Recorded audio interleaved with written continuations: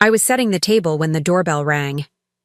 "Can someone get that?" Mom called from the kitchen. I was holding Grandma's china, the good stuff we only use for Thanksgiving, so I yelled back, "Charlie, get the door!" My 12-year-old brother didn't move from the couch, glued to his phone, as usual. "Charlie, I'm busy. You're on TikTok." The doorbell rang again. Dad appeared from the garage, wiping his hands on a towel. "I'll get it." I went back to arranging plates, 4 place settings. Small Thanksgiving this year, just us. Mom said she wanted intimate. I think she meant less work. I heard the front door open, then silence, then Dad's voice. "Can I help you?" A man's voice, rough, quiet. "I'm sorry to bother you on Thanksgiving. I was wondering, do you have any food you could spare?"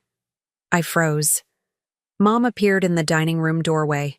We locked eyes. A homeless man. At our door. On Thanksgiving. Dad's voice. Uncertain.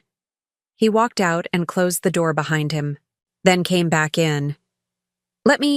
Hold on a second." He closed the door. Walked into the kitchen. Mom followed him. I followed her. Dad was standing by the counter, staring at nothing. "Rob?" Mom's voice was tight.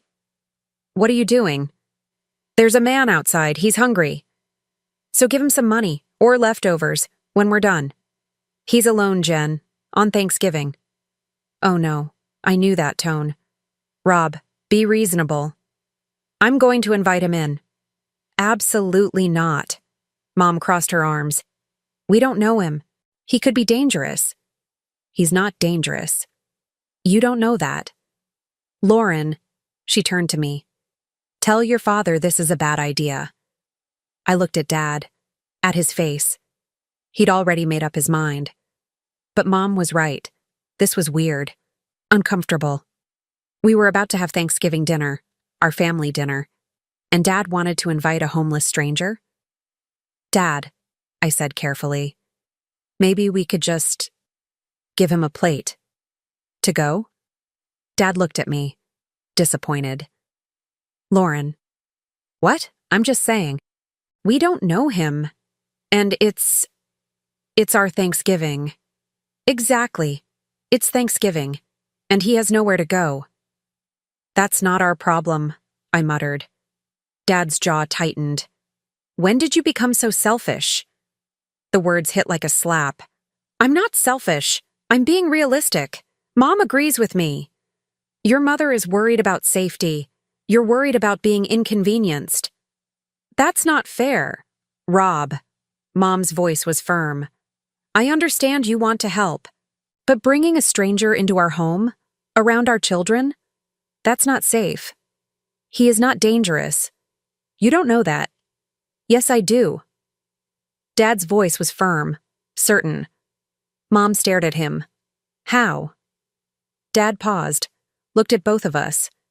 "Because I talked to him, for 2 minutes, before I came in here." "Talking to someone for 2 minutes doesn't tell you?" "Jen." He apologized 3 times for bothering us. He asked if we could spare food. Not money. Food. He said, "I haven't eaten in 2 days, but I understand if you can't help." Dad's voice softened. He was polite, respectful. His eyes... Dad struggled to find words. There was no aggression, no entitlement, just exhaustion, and hope that someone might see him as a person. "That doesn't mean..." "He has a wedding ring." Dad held up his hand, still wearing it, even though it's probably worth money he desperately needs. That tells me he loved someone, that he had a life before this. Mom's expression shifted, still uncertain, but listening. And when I opened the door, he stepped back, gave me space, didn't try to push in, didn't pressure. He was ready to walk away if I said no. "So why didn't you say no?" I asked. It came out more challenging than I intended. Dad looked at me. "Because I know what it's like to be invisible, Lauren." "What?" "I grew up poor. Really poor. We didn't have much. and people looked through me, like I wasn't there, like I didn't matter. I was shocked because I'd never heard this before. One person saw me, one teacher, treated me like I had value, like my potential mattered more than my circumstances. Dad's voice thickened. That teacher changed my life. What does that have to do with... If someone hadn't given me a chance when I had nothing, I wouldn't have this. He gestured around. At our house. Our life. I wouldn't have you, or Charlie, or any of this. He looked at Mom. You're right to be cautious. You're right to protect our family. But that man out there isn't dangerous. He's desperate, and there's a difference. How can you be so sure? Mom's voice was quieter now. Because dangerous people don't apologize. They demand. They threaten. They take. Dad walked toward the door. This man asked, politely, and he was ready to accept no for an answer. He walked back to the front door and put his hand on the doorknob, looked back at us. I can't turn away someone who's hungry on Thanksgiving, not when we have this much. I'm inviting him to have dinner with us. You can be uncomfortable. Lauren can be embarrassed. But that man is eating Thanksgiving dinner at our table. Mom opened her mouth, closed it. Dad opened the door. Mom looked at me, furious, scared, helpless. I felt the same way. Where are you spending Thanksgiving this year? Share in the comments below. And if you want more stories about kindness, transformation, and Thanksgiving miracles, hit that subscribe button and notification bell so you never miss our next story. Dad opened the front door. Sir, I'd like to invite you to join us for Thanksgiving dinner. Silence. Then the man's voice. I can't. I don't want to disturb you. You're not disturbing anyone. We have plenty of food, and no one should be alone today. Please, come in. More silence. Then footsteps. I watched from the dining room as a man stepped inside. He was maybe 60, thin, really thin, wearing a worn jacket that was too big, jeans with holes in the knees, boots that were falling apart, a backpack slung over one shoulder. His hair was gray and messy. His beard was long and unkempt. His face was weathered, tired, but his eyes were kind. Thank you, he said quietly. I'm David. Rob Mitchell. Dad shook his hand. This is my wife, Jennifer, my daughter, Lauren, my son, Charlie. Charlie had appeared in the hallway, staring, wide-eyed. Mom forced a smile. Hello, David. Ma'am? David nodded respectfully. I really appreciate this. It's been a while since I had a real meal. Of course. Mom's voice was strained. Rob, why don't you show David where he can wash up? Good idea. David, the bathroom's down the hall. Take your time. David hesitated. I don't want to be any trouble. You're not trouble, Dad said firmly. You're our guest. David nodded. Walked down the hall. Once he was gone, Mom grabbed Dad's arm. What are you doing? She hissed. The right thing. The right thing? Rob, we have children. Who are watching us, learning from us. What do you want them to learn? That we only help people when it's comfortable? I want them to learn that we protect our family first. By showing them it's okay to turn away someone in need? Mom opened her mouth, closed it. She had no answer. I felt sick. Because part of me agreed with Mom. This was weird, uncomfortable, wrong. But part of me, a small part, knew Dad was right. I just didn't want him to be. 10 minutes later, we were sitting at the table. David had washed up. His face was cleaner. His hair was still messy, but he'd tried to comb it with his fingers. Dad had lent him a clean shirt. It was too big, but better than the torn jacket. He sat between Charlie and Dad, across from me and Mom. He looked so out of place, at our table, with our good china, our nice tablecloth, our perfect Thanksgiving spread. Mom brought out the turkey. Dad finished carving the turkey, set down the knife, looked around the table. "Before we eat," he said, "I'd like us to share what we're grateful for this year. It's tradition in our family." Mom's eyes widened slightly. "We usually did this." "Yes." But with a stranger at the table? Dad either didn't notice her look or chose to ignore it. "I'll start," he said. "I'm grateful for my family, for this home, for the ability to share what we have with others. And I'm grateful for unexpected guests who remind us what Thanksgiving is really about." He looked at David when he said that last part. Mom was next. She cleared her throat. "I'm grateful for my family's safety and health." Her voice was tight, but sincere. Charlie went next. "I'm grateful for video games and for pizza." He glanced at David, looked away quickly. Then it was my turn. Everyone looked at me. I didn't want to do this, didn't want to share something real in front of this stranger. But Dad was waiting, expectant. "I'm grateful for—" I paused. What was I supposed to say? "For my family, and for having a nice house, and stuff." Lame. So lame. Dad's disappointment was visible. Then David spoke. "May I?" Dad nodded. "Of course." David set down his fork, looked around the table, at each of us. "I'm grateful," he said quietly, "for kindness. Real kindness. The kind that says, 'My home is your home,' even when it's hard." His voice thickened. "I'm grateful for people who see humanity where others see nothing, who set an extra place at the table when the easy thing would be to close the door." He looked at Dad, then at Mom, then at me. "And I'm grateful for this meal, for this family, for being reminded that I'm still a person, still worthy of a seat at the table." Silence. Mom's eyes were wet. Charlie was staring at his plate. I felt something crack in my chest. This man, this stranger I'd wanted to turn away, was grateful just to be seen as human. Dad reached over, put his hand on David's shoulder. "We're grateful you're here." We passed dishes in silence. Stuffing, mashed potatoes, green beans, cranberry sauce. David took small portions. Polite, like he didn't want to take too much. "Please help yourself," Dad said. "There's plenty." "This is more than enough, sir. Thank you." We started eating. Silence. Just the sound of forks on plates, chewing. It was the most awkward meal of my life. Charlie kept staring at David. I kicked him under the table. He kicked me back.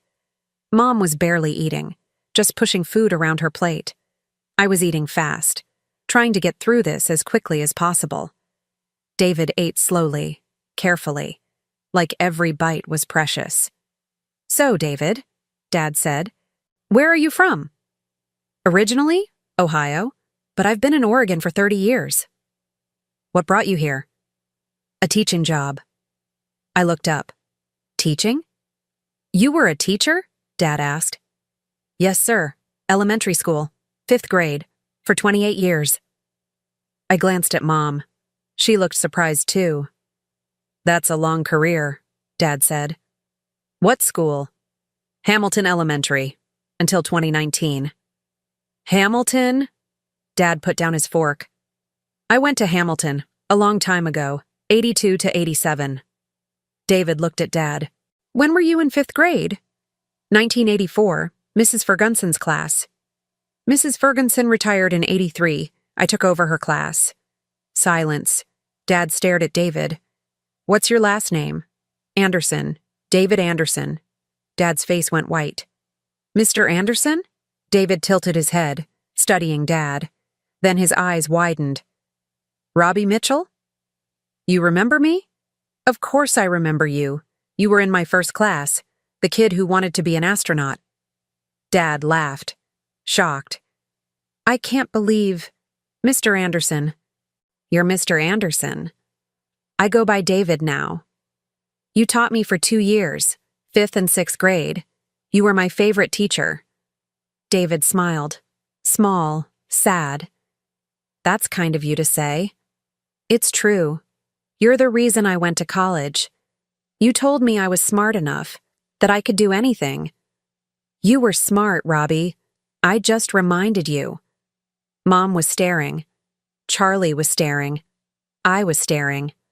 Our homeless stranger was Dad's elementary school teacher. What? Dad's voice cracked. What happened? David's smile faded. Life happened. We finished eating in silence, but it was different now. Not uncomfortable, just heavy. After dinner, Dad made coffee. We moved to the living room. David sat in Dad's recliner.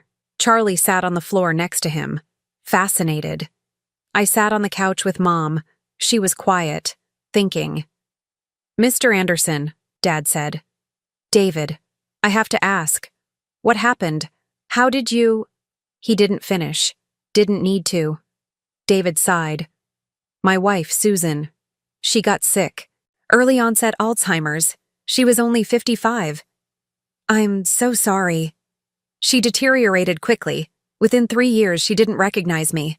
I put her in a facility, the best one I could find. But it was expensive. Very expensive. He paused, stared at his coffee.